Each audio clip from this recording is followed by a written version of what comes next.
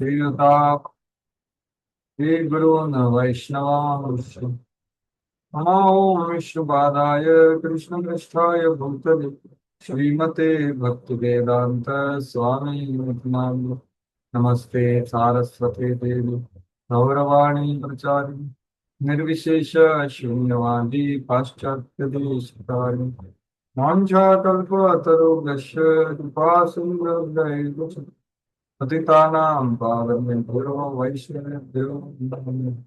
जय श्री कृष्ण चैतन्य प्रभु नित्यानंद श्री अद्वैत गदाधर शिवासादि गौरभक्ति हरे कृष्णा कृष्णा कृष्णा हरे हरे हरे राम राम हरे हरे वाचारं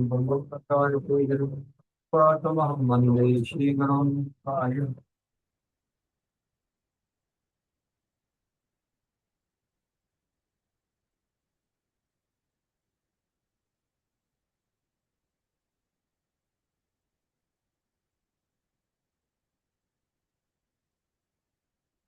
हरे कृष्णा। तो सभी भक्तों का स्वागत है हमारे प्रातःकालीन कक्षा जो सुबह प्रचंड में गो लेते हैं। तो आज किसी कारणवश उन्होंने मुझे सेवा दी है कि आप उपदेशामृत का अभी चर्चा चालू की है। मैंने आपका भगवत गीता पूरा हो गया अभी उपदेशामृत। बहुत अच्छी बात है ये, एक्चुअली डेली आप श्लोक तात्पर्य चर्चा ये करते आ रहे हैं, बहुत अच्छी बात है। पठन पाठन भी होता है आपको। तो अभी उपदेशामृत का हमारा पांचवा श्लोक है। तो उस उसका ओके, मेरे पास हिंदी है, सच बोलता हूँ।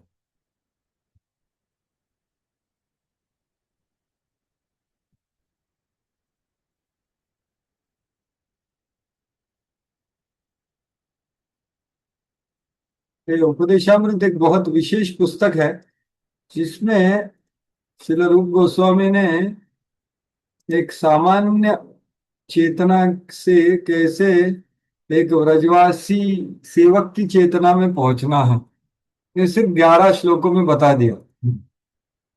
ये बहुत बड़ा वाग्मिता है। वाग्मिता मतलब क्या?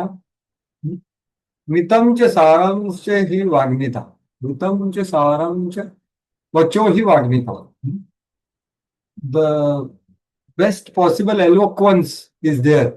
एलोक्वेंस मीन्स बहुत बड़ा सत्य बहुत ही छोटी मात्रा में बता देना सटीकता से। मितम च सारम च, बहुत छोटा है और पूरा सार भी है। तो ऐसा ये पुस्तक है बहुत गहरा, जिसका विस्तार से तो ये अभी अभिधेय का ग्रंथ है। संबंध अभिधेय प्रयोजन ये हम जानते हैं। तो अभिधेय माने हमें क्या करना है, तो उसका ग्रंथ है। रूप गोस्वामी अभिधेय आचार्य है, उन्होंने उपदेशामृत और भक्ति रसामृत सिंधु, ये दो अभिधेय के बहुत महत्वपूर्ण ग्रंथ लिखे हैं। तो ये अभिधेय का ग्रंथ है, बहुत ही सटीकता से बहुत ही वाग्मिता युक्त ग्रंथ है। तो इसका पांचवा जो श्लोक है उसका थोड़ा सा चर्चा करेंगे। तो पहले मैं इसका विहंगावलोक देना चाहूंगा कि ये पुस्तक जैसे मैंने बताया कि हमको कहाँ से कहाँ लेके जाएगा। तो पहले जो चार जो श्लोक है, पहले रादर पहले 7 श्लोक है, ये वैदिक साधन भक्ति के बारे में। तो पहले पहला श्लोक है वो गोस्वामी और गुरु का लक्षण बताता है कि हमारा मार्गदर्शक भक्ति में कौन होना चाहिए, उसका क्या लक्षण है। ये पहले श्लोक में बताया। 6 तरह के वेग, षड वेग सहन पात्रता, तो ये आपने चर्चा किया। बाद में 3 श्लोक जो है वो बाह्य व्यवहार है मध्यम अधिकारी का। बाह्य व्यवहार मतलब वो बाहरी रूप से कैसे लक्षण है उसके व्यवहार जो दिखाई देता है।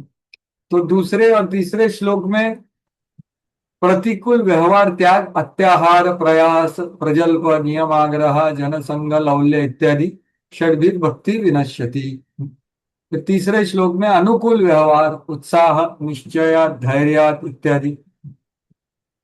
अनुकूल व्यवहार का स्वीकार करना चाहिए बाह्य रूप से। और फिर चौथे श्लोक में कैसे प्रेम से भक्तों में आदान प्रदान 6 चीजों से होना चाहिए।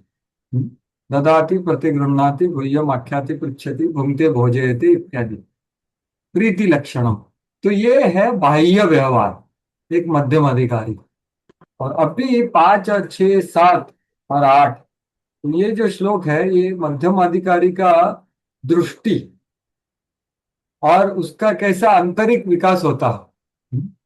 तो वो कैसे दृष्टि से अलग अलग वैष्णवों को देख सकता है। जैसे 3 तरह के भक्त होते हैं जिसका आपने चर्चा की, कनिष्ठ अधिकारी, मध्यम अधिकारी, उत्तम अधिकारी इत्यादि। तो इसका वो क्या, ही कैन डिस्क्रिमिनेट, विवेक बुद्धि उसको आ जाता है मध्यम अधिकारी, और वैसे वो आदान प्रदान करता है। तो वही 5 नंबर का श्लोक है, मध्यम अधिकारी त्रिविध वैष्णव सेवन। तो वो तीनों तरह के वैष्णवों का सेवा करता है, लेकिन अलग अलग तरह से करता है, क्योंकि सेवा आदर से चालू होती है। अगर आदर नहीं है और सेवा का क्रिया हो रहा है तो वो सेवा नहीं है पूरा का पूरा। तो इसलिए ये 5वां श्लोक है। और फिर दृष्टि निषेध अगले श्लोक में है, 6वें श्लोक में, कि वैष्णव में क्या नहीं देखना चाहिए, उसके स्वभाव जनित गुण है उसको नहीं देखना चाहिए। और फिर रुचि अनुसंधान प्रणाली, तो वो है रागानुगा का शुरुआत, वैधि साधन भक्ति करते वक्त। हाँ, स्यात् कृष्ण नाम चरितादि सिताप्त विद्या पित्तोपतप्त रसनस्य नरोचिका किंतु आदरात अनुदिनम खलु सैव जुष्टा स्वाद्वी भवान भवति तत्वदम मूलहन्ते। तो ये रुचि अनुशीलन प्रमाण। तो ये है मध्यम अधिकारी का दृष्टि और आंतरिक विकास, ठीक है। तो ये अंदर की बात है, अंदर वो क्या सोचता है और वैसे वो बाहर व्यवहार करता है, बाहर सेवन करता है। तो ये 5वां श्लोक क्या है, तो मध्यम अधिकारी का त्रिविध वैष्णव का सेवा वो कैसे करता है। तो वो जो श्लोक हम देखेंगे।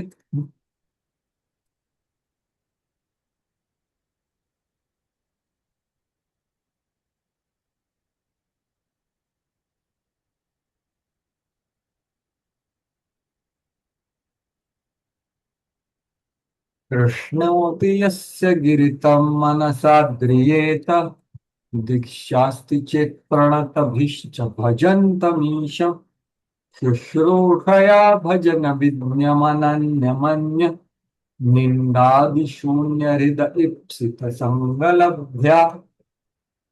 तो मैं अनुवाद पढ़ रहा हूँ। मनुष्य को चाहिए कि जो भक्त भगवान कृष्ण के नाम का जप करता है उसका मन से आदर करे। उसे चाहिए कि वह उस भक्त को सादर नमस्कार करे जिसने आध्यात्मिक दीक्षा ग्रहण कर ली है और जो अर्च विग्रह के पूजन में लगा हुआ है। एवं उसे चाहिए कि वह उस शुद्ध भक्त की संगति करे और श्रद्धा पूर्वक उसकी सेवा करे जो अनन्य भक्ति में आगे बढ़ा हुआ हो और जिसका हृदय दूसरों की आलोचना या निंदा करने की प्रवृत्ति से सर्वथा विमुख है। तो ये जो 4 लाइन है ये वास्तविकता से त्रिविध वैष्णव सेवन ये है। कैसे वो एक मध्यम अधिकारी है, उसका पात्रता है कि वो अभी प्रेम मैत्री कृपा उपेक्षा ऐसी विवेक बुद्धि रख सकता है। वो समझ सकता है कि भाई भगवान से प्रेम ही करना है, भगवान के भक्तों से मैत्री करना है। और जो नौसिखिए लोग हैं जिनको भक्ति के बारे में ज्यादा पता नहीं है और वो इनोसेंट है, इनोसेंट को क्या बोलेंगे हम, इनोसेंट को हिंदी में क्या बोलेंगे। मासूम। हाँ, वो मासूम। मासूम या समझ लीजिए कि उनके ऊपर वो कृपा करता है, जो द्वेषी नहीं है, जिनका हृदय खुला है श्रवण करने के लिए, उनके ऊपर वो कृपा करता है भगवान का गुणगान करके। और फिर जो द्वेषी लोग हैं उनके भले के लिए उनसे थोड़ा उपेक्षा करता है, आदर युक्त उपेक्षा, keeps distance but respectful distance, not just distance. तो ये 11वें स्कंद में मध्यम अधिकारी की, मध्यम भक्त की परिभाषा में बता रहे हैं। एक मुनि। तो यही कुछ अलग तरह से रूप गोस्वामी बताया। तो यहाँ पर जैसे कनिष्ठ अधिकारी का क्या वर्णन है कि ईश्वरे, नहीं, आचार्य एव हर अर्चयद एव हरये पूजयाम श्रद्धये हते न तद भक्तेषु चान्येषु स भक्तः प्राकृत स्मृतः। तो प्राकृत भक्त मतलब सबसे कम श्रेणी का जो भक्त है, वो वो है कनिष्ठ भक्त। उसका क्या है, वो मंदिर में विग्रह में भगवान को दिखता है, बहुत आदर से उसका भगवान को दर्शन करता है, पूजा पाठ करता है, लेकिन मंदिर के बाहर या बाकी जो मंदिर के भक्त है और भगवान के भक्त हैं उसको इतना वो आदर नहीं करता। उसमें कुछ वो समझ नहीं सकता कौन भक्त है कौन क्या है। तो ये है कनिष्ठ भक्त। और उसके ऊपर होता है कनिष्ठ अधिकारी, और फिर मध्यम अधिकारी, फिर उत्तम अधिकारी इत्यादि। तो यहाँ पर क्या बोला जा रहा है कि तो कनिष्ठ भक्त या कनिष्ठ अधिकारी को ये विवेक बुद्धि नहीं होता जो यहाँ पर बताया गया है, क्योंकि ये जो मध्यम अधिकारी का बाह्य व्यवहार है वो पूरा का पूरा आचरण नहीं कर सकता। अत्याहार, प्रयास, प्रजल्प इत्यादि वो नहीं करना चाहता लेकिन कर लेता है। वैसे ही उत्साह, निश्चय, धैर्य, ये भी पूरा का पूरा नहीं कर पाता, इसलिए वो मध्यम अधिकारी बनने का प्रयास कर रहा है। ये है कनिष्ठ अधिकारी। इसलिए उसका ये नहीं होता, क्या बोलते हैं कि वो डिस्क्रिमिनेट नहीं कर पाता कौन सा भक्त कौन से स्तर पे। भक्ति सिद्धांत सरस्वती ठाकुर ऐसा बोलते हैं कि उनके सामने उत्तम भक्त भी आ गया ना तो वो मध्यम जैसा ही दिखता है, क्योंकि उसको अंतर ही नहीं पता कि मध्यम कौन है उत्तम कौन है, तो सबको वो वैसा करता है। लेकिन मध्यम अधिकारी ऐसा बंदा है जो सटीक तरह से जान लेता है वैष्णवों में अंतर और सबको आदर करके सेवा करता है। कैसा सेवा करता है, कैसा आदर करता है, ये है ये श्लोक। तो अभी जिसका हमने पढ़ा, तो इसके पहले इसमें बोला है जिसने कृष्ण का नाम लिया है उसको मानस रूप से आदर करना चाहिए, क्योंकि कृष्ण का नाम उसने लिया है। तो मानो पंचांग प्रणाम वगैरह वो नहीं करता, लेकिन मानसिक रूप से आदर करता है, मतलब उसका उसके हृदय में वो कृष्ण को देख पाता है और वो कृष्ण का नाम ले रहा है इसलिए। तो ये है पहला लाइन, कृष्णेति यस्य मनसा, जिससे गिरी तम मनस आद्री, आद्री ये तो मतलब मन से आदर। दूसरा है तो मध्यम अधिकारी, उसने दीक्षा ली हुई है। अभी ये कौन सी दीक्षा का बात हो रहा है, ये आध्यात्मिक दीक्षा। मतलब क्या, ये विग्रह पूजा करने के लिए जो उचित है, जो पांचरात्रिक दीक्षा उसको बोलते हैं, जो गायत्री मंत्र, गोपाल मंत्र इत्यादि देकर के जो होती है वो है दीक्षा। इसलिए यहां पर दो चीज बोला है, दीक्षा जिसका हो गया और वो भजंतम ईशम, वो विग्रह का सेवा करता है। तो विग्रह का सेवा करने के लिए ये जरूरी है। तो ये है दूसरा स्तर का भक्त। तो दूसरे दो लाइन जो बचे हैं उसमें हालांकि बहुत उत्तम भक्त बताया है, लेकिन उत्तम भक्त में भी दो कैटेगरी है। कौन सी दो कैटेगरी है, पहला लाइन है वो है कि जो भजन अनन्य भजन विज्ञ, मतलब जो अनन्य भक्ति का भजन करने में पूरा सटीकता से जानता है और करता, वो मिश्र भक्ति का आचरण नहीं करता।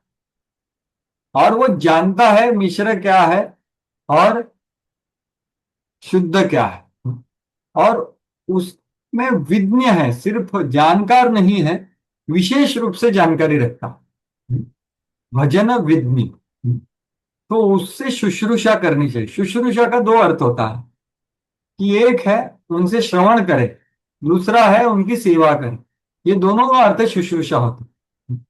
तो ऐसे भक्त को, और उससे जो ऊंचा बड़ा हुआ है उसका जो लक्षण बताया है कि उसके हृदय में निंदा करने की प्रवृत्ति ही नहीं हो। ये महाभागवत है। ये किसी में भी, जैसे अमरीश महाराज है देखिए, तो उन्होंने दुर्वास मुनि के इसमें एक कुछ भी उन्होंने नकारात्मक भाव प्रकट नहीं हुआ। ये अमरीश महाराज जैसा व्यक्ति है, तो वो जब उनके पीछे चक्र चल रहा था, तो वो रुके हुए थे उनका खाने के लिए। और वो एक काफी समय बाद वो ब्रह्मा विष्णु महेश के पास जाके आने के बाद वो रुके थे, उनके चरण में गिरे, तो उनको बहुत एम्बेरसमेंट हुआ है कि अरे मेरे चरण में क्यों गिर रहे हैं आप, आइए कृपया ग्रहण कीजिए, भोजन ग्रहण कीजिए। उनको अच्छे से खिलाया उनको। तो ये है महाभागवत, निंदादि शून्य हृदय। उसमें कुछ निंदा करने का हृदय में कुछ प्रवृत्ति ही नहीं। तो ऐसा ये महाभागवत है। तो ऐसा ये श्लोक है। तो आपने काफी दिन से, कितने दिन से चर्चा कर रहे हैं ये पांचवें श्लोक पे आप सब लोग, कितने दिन हो गए?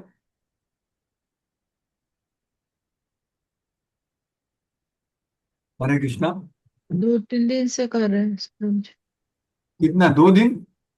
हाँ, ओके। दो ठीक तीन है। दिन टाइम। 3 दिन क्यों पूछ रहा हूँ, क्योंकि कितना चर्चा हुआ है इसलिए।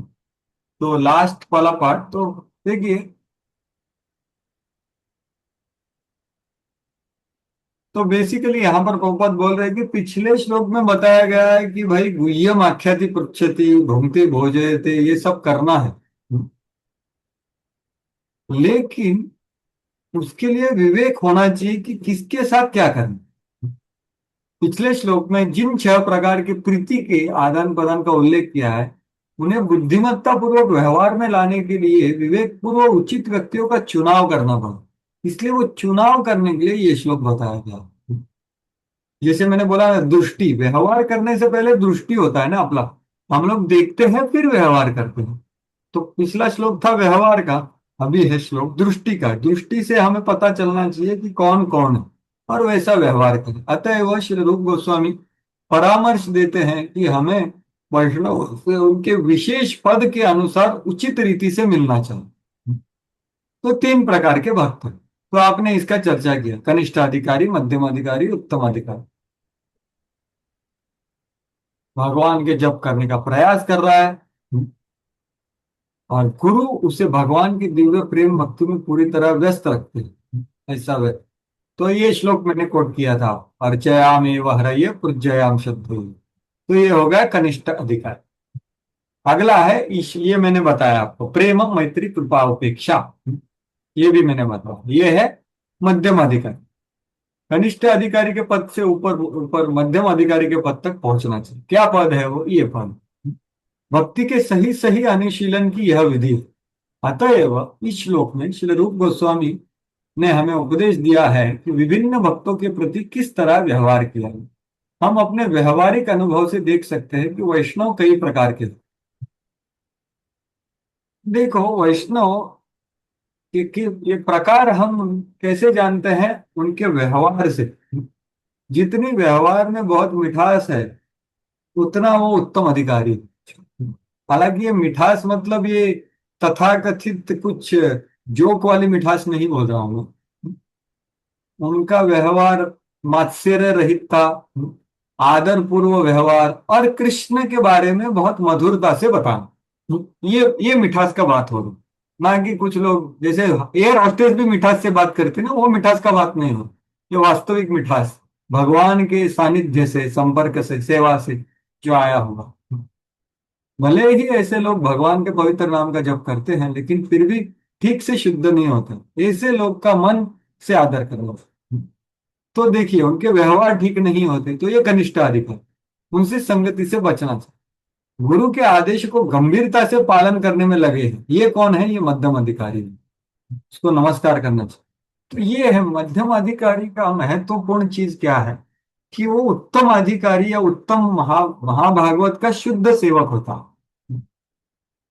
मध्यम अधिकारी की परिभाषा एक लाइन में बोली जाए तो ये भक्ति सिद्धांत सरस्वती ठाकुर बोलती है कि उत्तम महाभागवत का वो शुद्ध सेवक होता।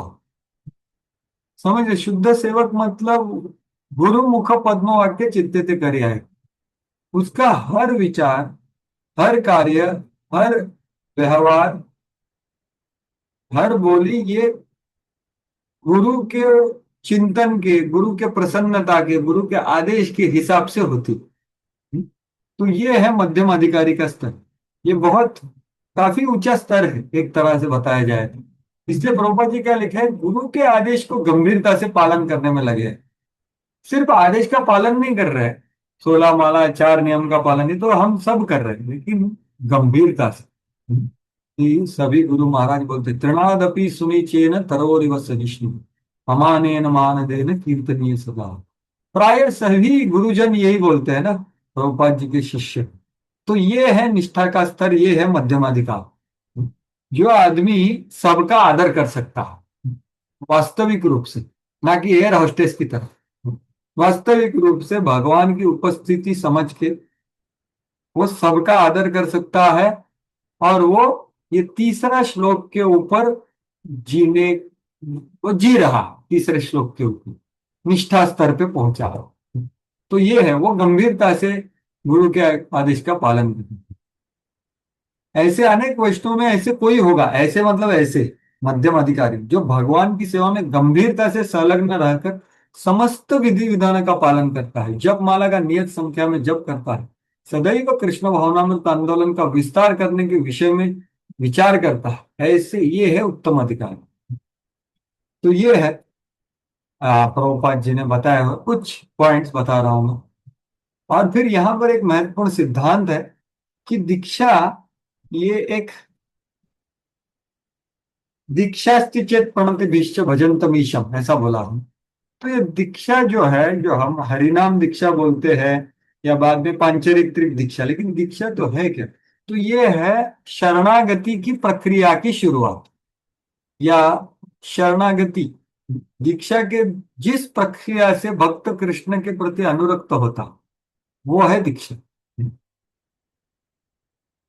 तो दीक्षा के द्वारा मनुष्य में क्रमशः भौतिक भोग के प्रति अरुचि और आध्यात्मिक जीवन के प्रति रुचि होती। तो दीक्षा ये एक इवेंट नहीं होता, दीक्षा एक प्रक्रिया है जो शुरुआत होती है इवेंट के दिन। ये शरणागत की प्रोसेस, ये बोला गया है। तो ऐसा प्रभुपाद जी बोले। ये सब चीज आपने तो चर्चा किया है, इसलिए जो महत्वपूर्ण है वो कुछ चीजें बता रहा हूँ, एक रिवीजन की तरह, जैसे मैंने बताया आपको। जब कोई सचमुच ही परम सत्य के दिव्य ज्ञान में रुचि रखे तो उसे आध्यात्मिक गुरु के पास जाना चाहिए। तो मतलब दीक्षा किसने लेना चाहिए? जिसके हृदय में इच्छा हो गया है कि भाई मुझे आध्यात्मिक सुख चाहिए, भौतिक सुख से मैं उब गया, तद विज्ञानार्थम स गुरु में when one desires eternal happiness, ये तब दीक्षा। ऐसा नहीं सबने लिया इसलिए मैंने लिया, ऐसा बात नहीं।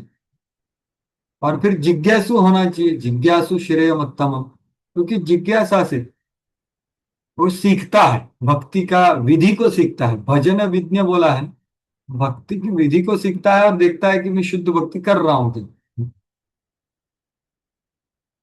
और सचमुच जो दीक्षित होता है वो सेवा की गंभीरता से लग जाते हैं, जिसे मध्यम अधिकारी सेवा करना, स्वीकार करना। तो सचमुच दीक्षा मतलब गंभीरता से गुरु के आदेश का पालन।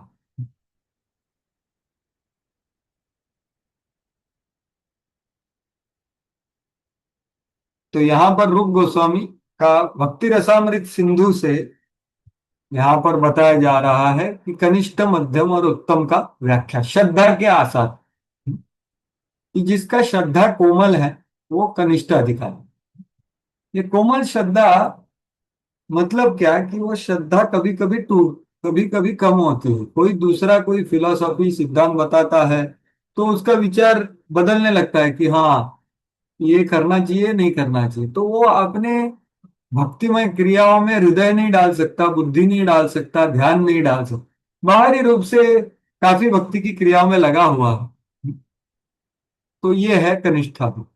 लेकिन वो क्रमे क्रमे होइबे उत्तम, लेकिन वो जैसे कच्चा आम है वैसा है। जैसे वो ढंग से करने लगता है तो आगे बढ़ता है। तो ये भक्ति सिद्धांत सरस्वती ठाकुर का वो बोल रहे हैं, 64 माला नौ नहीं करता वो पतित।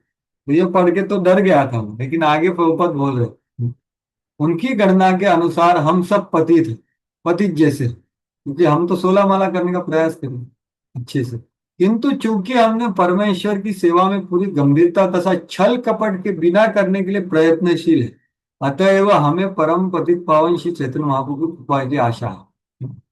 तो ये छल कपट के बिना गंभीरता से सेवा में लगे हैं, 16 माला करने में लगे हैं, तो फिर भगवान की कृपा प्राप्त होगी, ऐसा प्रभुपाद जी बता रहे हैं।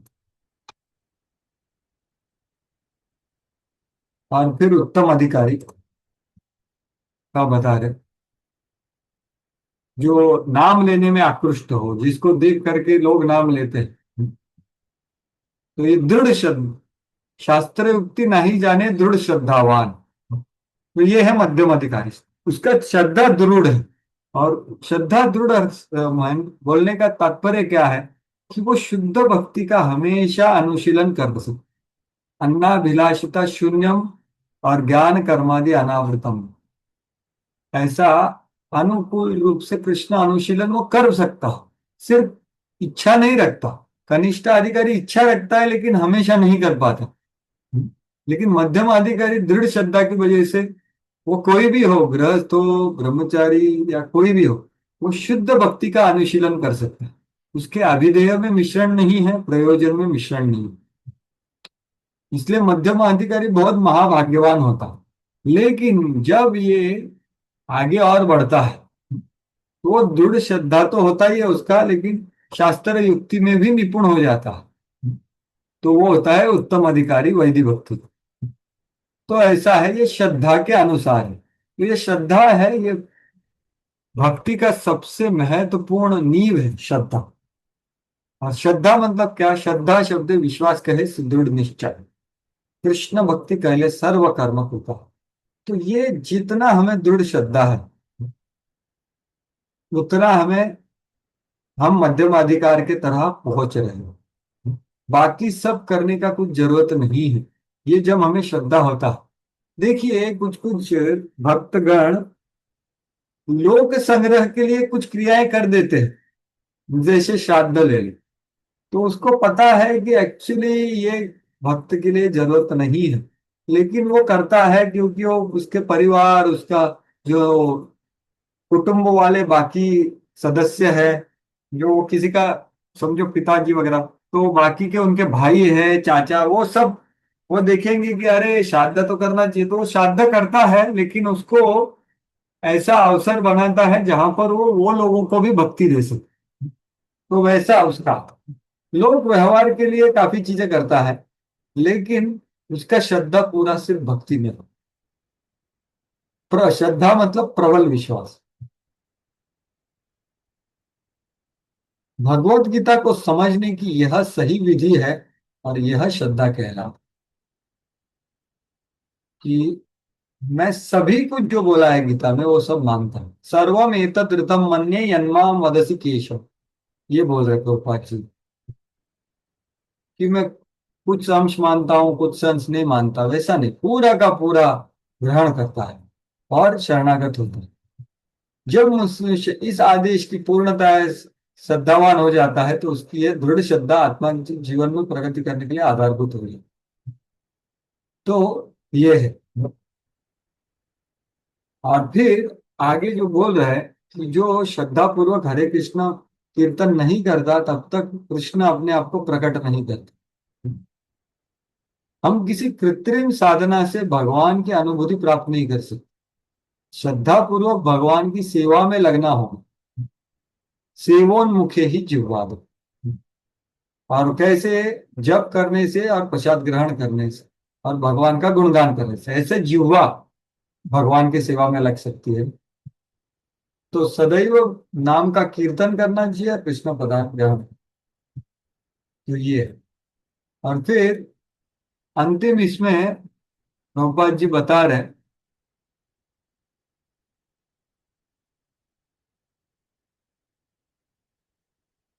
तो उत्तम अधिकारी कौन है?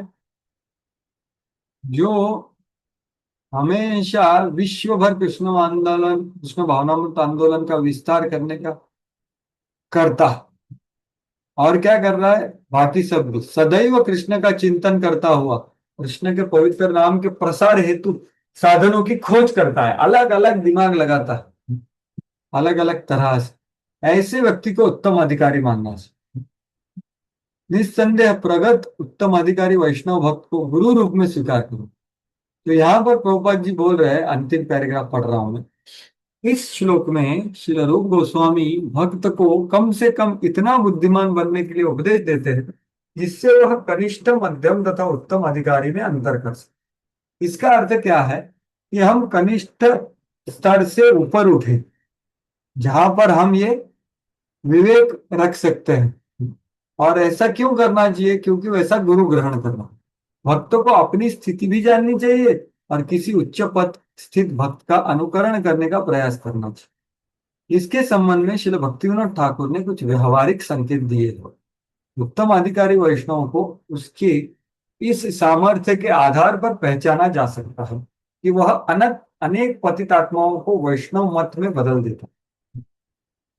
जब तक कोई उत्तम अधिकारी का पद प्राप्त कर ना ले, तब तक उसे गुरु नहीं बनना चाहिए। एक नवदीक्षित वैष्णव या मध्यावस्था पद को प्राप्त वैष्णव भी शिष्य बना सकता है। इसका अर्थ क्या है कि मध्यावस्था जो मध्यम अधिकार है, वो आदमी पहला श्लोक का काफी आचरण कर सकता है, इसलिए शिष्य बना सकता है। लेकिन वो उनको वहां तक ही उठा सकता है। लेकिन ऐसे शिष्यों को उसी स्तर का होना चाहिए और यह जान लेना चाहिए कि उसके अपर्याप्त मार्गदर्शन में ऐसे शिष्य जीवन के चरम लक्ष्य की ओर ठीक से प्रगति नहीं कर सकते। मतलब वो जहां है ना मध्यम अधिक, वहां तक वो ला सकता है बाकी लोग, लेकिन जो उत्तम अधिकारी है वो किसको भी वहां तक ला सकता है। अतएव शिष्य को सतर्क रहना चाहिए कि गुरु के रूप में उसे उत्तम अधिकारी ही स्वीकार करें। तो ये जो महत्ता है भगवान का, भक्तों का, ये जानने के लिए भी हमारा कृष्ण भावनामृत में थोड़ा विकास होने लगा, तो ही हम चयन कर सकते हैं। ऐसे नहीं तो पहले हमें लगता है कि सभी शुद्ध भक्त है और वो बहुत अच्छी बात है, हम आदर भी अच्छे से करते हैं। लेकिन जैसे हम आगे बढ़ते हैं तो जानने लगती कि अरे सभी शुद्ध नहीं है, कुछ लोगों में समस्या है मेरे जैसे। तो ऐसा विवेक उसका बढ़ता है, लेकिन विवेक बढ़ने से अनादर नहीं बढ़ना चाहिए। इसलिए ये श्लोक बताया है कि भाई मन से आदर। कोई कृष्ण का नाम ले रहा है, कृष्ण का भक्ति कर रहा है, चाहे उसका व्यवहार इतना अच्छा ना हो, लेकिन वो भक्ति, अभी तो शॉवर के नीचे खड़ा है ना वो, तो उसका आदर करना जरूरी है। हमें विवेकशील होना है, जज करने के लिए नहीं। विवेकशील होना है आदर देने के लिए, जिससे हम और आगे बढ़ सकते हैं भक्ति में। हमें जजमेंट नहीं करना। जजमेंट मतलब मैं ऊपर बैठ के नीचे देख रहा हूं, वैसा भाव नहीं है, फिर अपराध हो जाए। हमें विवेक करना है। क्यों? क्योंकि मैं सबका संग ले नहीं सकता, इसलिए मेरे को विवेकता से विचार करके संग लेना पड़ेगा। ये नम्रता होनी चाहिए। और फिर वो जिसका संग नहीं ले रहा है, प्रोपत जी बोले ना, उसका भी आदर करता है मन से। तो ऐसा है, ऐसा विवेक करके हमें ये करना चाहिए। तो इसका काफी वर्णन किया है शास्त्रों में, अन्यत्र। भागवत है, भक्ति रसामृत सिंधु है, या ये है हमारा क्या, भक्त्यालोक है, भक्ति विनोद ठाकुर को प्रभुपाद जी उद्धृत कर रहे हैं ना इधर, तो उनका भी पुस्तक है। वहाँ वो बहुत अच्छे बताते हैं। तो वहां पर देखो, जैसे हम भक्ति में आगे बढ़ रहे हैं ना, तो जो वैष्णव है, कौन से भी वैष्णव, उनकी तरफ हमारा आदर बढ़ता है। और सबसे ज्यादा जो उत्तम वैष्णव है ना, उनमें हमारी महत बुद्धि बढ़ती है। तो ये भक्ति विनोद ठाकुर का बोल करके मैं रुकूंगा। उसके बाद अगर किसी का कुछ चर्चा करना है, कुछ विचार व्यक्त करना है, टीका टिप्पणी है, तो और नहीं तो कुछ संदेह है या कुछ, तो हम चर्चा कर सकते हैं कुछ। तो ये अंतिम चीज वो मैं दिखाना चाहता था, लेकिन एक सेकंड। तो ये वो बताते हैं,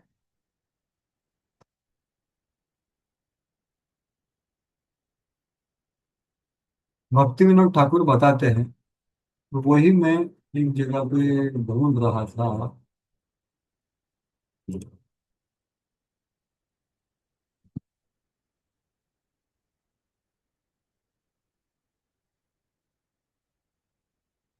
हाँ, मिल गया। तो देखिए, यहाँ पर ये कुछ लक्षण बताए गए। देखो, लक्षण मतलब क्या?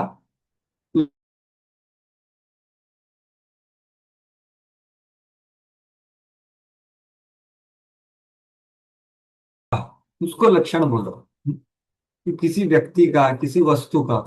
तो वहां यहाँ पर कनिष्ठ वैष्णव का और मध्यम वैष्णव का। आवाज कट गई थी प्रभु जी। लक्षण मतलब वो सुनाई। हरे कृष्णा। क्या हुआ माता जी? कुछ बोल रहे थे? लक्षण का प्रभु जी आप बता रहे थे ना, वो सुनाई नहीं दी, आवाज कट गई थी। लक्ष्यति लक्ष्यति इति अनेन इति लक्षण। मतलब जो देखा जाता है, असाधारण धर्म को देखा जाता है किसमें, उसको लक्षण बोलते हैं। जैसे शुद्ध भक्ति के लक्षण। स्वरूप लक्षण क्या है? अनु आनुकूल्यन कृष्ण अनुशीलनम। अनुकूल भाव से कृष्ण या कृष्ण के परिकर भक्तों का सेवा में क्रियाशील होना, यह है भक्ति का स्वरूप लक्षण। मतलब वो हमेशा होना चाहिए। और उस शुद्ध भक्ति का तटस्थ लक्षण क्या है? कि अन्नाभिलाषिता शून्य होनी चाहिए, और ज्ञान कर्मादि अनाप। तो ये है लक्षण। ठीक है। तो मध्यम अधिकारी और उत्तम अधिकारी का यहाँ पर ये बताया गया, बहुत सुंदर तरह। तो वहां पर वो पूछते हैं कि कृपया आप कनिष्ठ अधिकारी का गौण लक्षण और मुख्य लक्षण बताएंगे क्या? ऐसा एक भक्त हरिदास बाबा जी से पूछ रहा। तो हरिदास बाबा जी उत्तर देते हैं कि कनिष्ठ अधिकारी का मुख्य लक्षण है कि भगवान के ऊपर उसको विश्वास होता है, भगवान के रूप के ऊपर। इसलिए वो विग्रह का पूजा करता है ना, क्योंकि भगवान के रूप के ऊपर उसको विश्वास होता है। ये है उसका मुख्य लक्षण। उसका गौण लक्षण क्या है? कि उसका श्रद्धा है विग्रह के ऊपर, और शास्त्र में जो विग्रह सेवा में दिए गए हुए विधि विधान है उसके ऊपर। ये उसका गौण लक्षण है। कनिष्ठ अधिकारी शुद्ध भक्ति का जो विज्ञान है ना, वो अच्छे से ग्रहण नहीं कर पाता, समझ नहीं सकता। शुद्ध भक्ति क्या है, मिश्र भक्ति क्या है, उसको सब कुछ सेम लगता है, सभी कुछ बढ़िया है। और एक तरह से ठीक है सब भक्ति, लेकिन ये जानना जरूरी है ना, शुद्ध भक्ति क्या है, मिश्र भक्ति। तो ये अच्छे से समझ नहीं पाता कि शुद्ध भक्ति क्या है। ठीक है। तो ये है कनिष्ठ अधिकारी का गौण लक्षण, दूसरा गौण लक्षण।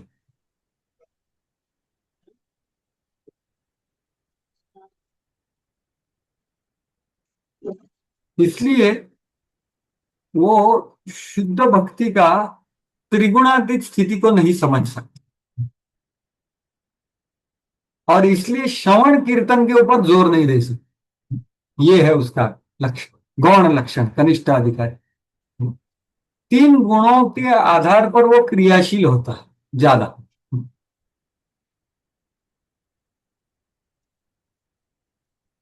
तो ये है कनिष्ठ अधिकारी।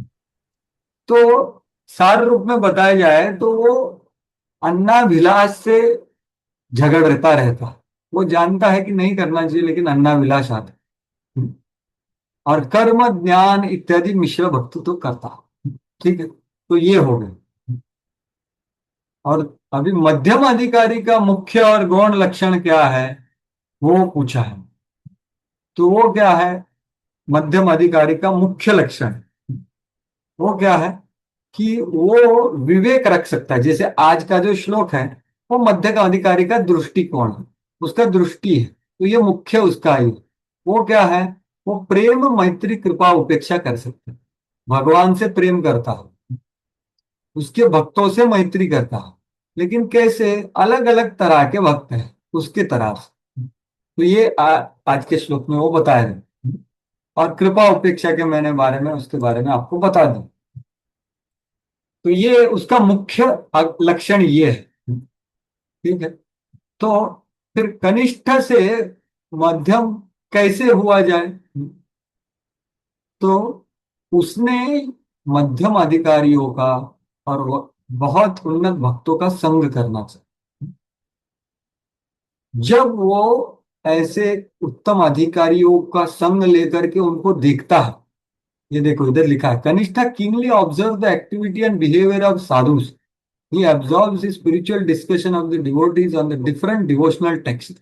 जब वो गीता भागवत का उनके साथ चर्चा करता है और समझने का प्रयास करता है कि ये शुद्ध भक्ति क्या है, तो वो मतलब क्या, दो चीज कर रहा है, वो संग कर रहा है और वो व्यक्तियों मतों को देख रहा है और उनसे वो शास्त्र का अध्ययन करे। तो इसलिए उसको उससे आकर्षण होता है और फिर वो ऊपर बढ़ता है। तो ये है महत्वपूर्ण। इसके लिए एक करना बहुत जरूरी है जो रूप गोस्वामी भक्ति रसामृत सिंधु में बताते हैं, वो बोल करके मैं आज की चर्चा को विराम दूंगा, उसके बाद कुछ चर्चा कर सकते हैं। वो है भक्त टीएलसी में दिया हुआ, जो बहुत महत्वपूर्ण है आज की चर्चा के लिए, इसलिए मैं बता रहा हूं। वो है टीएलसी में 12वें अध्याय में प्रभुपाद बताते हैं कि भाई आगे कैसे बढ़ना है, टीचिंग्स ऑफ लॉर्ड चैतन्य। तो आपको यहाँ पर मैं ये दिखा करके विराम दूंगा कि कैसे साधु, देखो ये जो है भक्ति का महत्वपूर्ण अंग क्या है ना, साधु संग सही तरह से किया जाए। तो प्रभुपाद जी यहाँ पर बता रहे हैं, ये क्या बता रहे हैं प्रभुपाद जी कि कैसे हमने भक्ति में प्रगति करना है अच्छे से साधु संग कर। तो ये मैं आपको बताना चाह रहा हूं। सजातीय स्निग्ध स्वतोवर साधु संग, इसका व्याख्या प्रभुपाद कर रहे हैं। तो मैं पढ़ के आपको हिंदी में बताऊंगा। Srila Rupa Goswami has recommended that one live in the association of those who are of the same mentality. तो रूप गोस्वामी ने हमें सबको अनुरोध किया है कि भाई सजातीय भक्त के संग में रहो। इस therefore it is necessary to form some association. इसलिए ये बहुत अनिवार्य है कि हम ऐसा संघ को चयन करना चाहिए, बनाना चाहिए। किसके लिए बनाना चाहिए? फॉर कृष्णा कॉन्शियसनेस, कृष्ण भावनामृत में आगे बढ़ने के लिए। And live together for cultivation of knowledge of Krishna and भक्ति। तो वो संघ में हमें क्या करना चाहिए? साथ में रह करके कृष्ण के बारे में जानना और भक्ति के बारे में जानना चाहिए, उसका अनुशीलन करना चाहिए। Cultivation of knowledge of Krishna and knowledge of भक्ति, ये संघ का मतलब है ये। और अगला लाइन देखिए, the most important item for living in that association is mutual understanding of Bhagavad Gita and Bhagavat. तो सबसे महत्वपूर्ण ये संग में है, देखो ददाती प्रतिगृह्णाति, घूमते भोजे, तो ये सब तो करना ही है हमेशा, लेकिन सबसे महत्वपूर्ण गुह्यम आख्याति पृच्छति, उसमें सबसे महत्वपूर्ण क्या है कि गीता भागवत का चर्चा है उसमें। गुह्यम आख्याति पृच्छति सिर्फ प्रॉब्लम सॉल्विंग नहीं है, कृष्ण के बारे में गीता भागवत में जो भक्तों का वर्णन है, भक्तों की चेतना का वर्णन है, ये इसलिए मैं बोल रहा हूं कि आपका ये डेली क्लास होता है, बहुत अच्छी बात है। गीता हो गया, अभी उपदेशामृत उसके ऊपर श्रवण हो रहा है, ये सबसे महत्वपूर्ण चीज है। The most important item in living in that association is this. और फिर इससे क्या होता है? दो चीज होता है व्यक्ति में, दो चीज ये सबसे महत्वपूर्ण है। वो क्या है? When faith and devotion are develop, मतलब श्रद्धा और भक्ति इससे प्रकट होती है। और फिर क्या होता है? वो संग में it becomes transformed into deity worship, chanting the holy name and living in the holy place. मतलब ये पांच महत्वपूर्ण चीज जो है ना, पांच महत्वपूर्ण अंग है भक्ति के। साधु संग, नाम संकीर्तन, भागवत श्रवण, मथुरावास, श्रीमूर्ति रशोदया सेवन। इसमें साधु संग और भागवत श्रवण ये सबसे बीच वाला है महत्व, बाकी तीन उससे हो जाएंगे, ऐसे प्रभुपाद जी बोल रहे हैं। तो ये है साधु संघ का विज्ञान जो शिल प्रभुपाद जी और रूप गोस्वामी यहाँ पर बता रहे हैं। तो उसका हमने संक्षिप्त में चर्चा किया। हालांकि 2-3 दिन से आप कर रहे हो तो ये शायद रिवीजन ही होगा आपके लिए, लेकिन मैं सोचा कि ठीक रहेगा। तो बहुत बहुत धन्यवाद। हरे कृष्ण। अगर किसी का कुछ टीका टिप्पणी या कुछ विचार है या कुछ संदेह है, संशय है या प्रश्न है तो व्यक्त कर सकते हैं बिना हिचकिचाहट। हरे कृष्ण। बहुत बहुत धन्यवाद। शिला थैंक यू। प्रभुपाद की जय। हरे कृष्ण। किसी का कुछ है? थैंक यू प्रभु जी और द वंडरफुल सेशन प्रभु जी। प्रभु जी, हरे हाँ कृष्णा दंडवत हाँ प्रणाम। बोलिए। प्रभु जी, जो श्रद्धा शब्द का आप बता रहे थे, हाँ उसका थोड़ा और एलाबोरेट करेंगे प्रभु जी?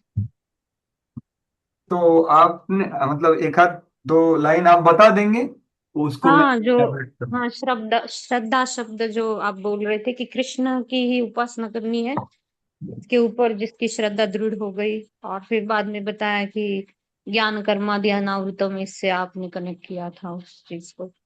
तो श्रद्धा शब्द का प्रभु जी, भक्ति रसामृत सिंधु में रूप गोस्वामी जी श्रद्धा शब्द की व्याख्या शास्त्रोक्त विश्वास हो ऐसा भी करते हैं। तो बिल्कुल इन एकदम दोनों को सही बोला। कैसे? बिल्कुल सही है। एक्चुअली सच्चा श्रद्धा होता है वो शास्त्रीय श्रद्धा होता है। तो श्रद्धा दो प्रकार का होता है, एक होता है लौकिक श्रद्धा, एक होता है शास्त्रीय श्रद्धा।